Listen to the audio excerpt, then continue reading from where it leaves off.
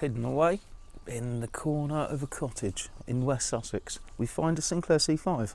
Not many people may know what this is, but it's a design classic. Future of transportation from Sir Clive Sinclair himself, hence the name Sinclair C5.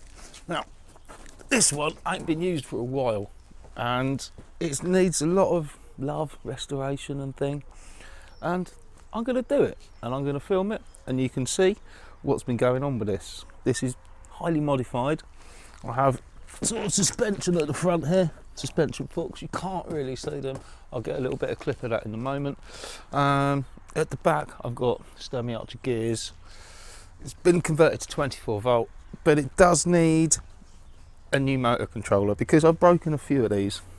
But anyway, this is it for now. The more will be coming in follow. I'll get it over to my unit, take it apart, let you all see how it's built. Thank you. In the back of the C5 you can see there's a slight knot what Sir Clive had in mind. Here's part of a disc brake assembly that I made. There's the Sturmy Archer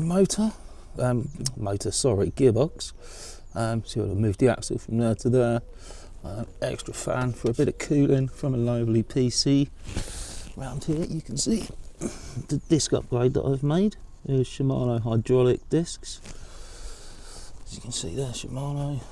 The battery is very dirty, this really needs a good clean. And if you look down here, I don't think you can really see, but we've got suspension forks on there. You'll see more when I strip it down, and we need to further improve the disc braking for the front. More to come. Thanks for watching.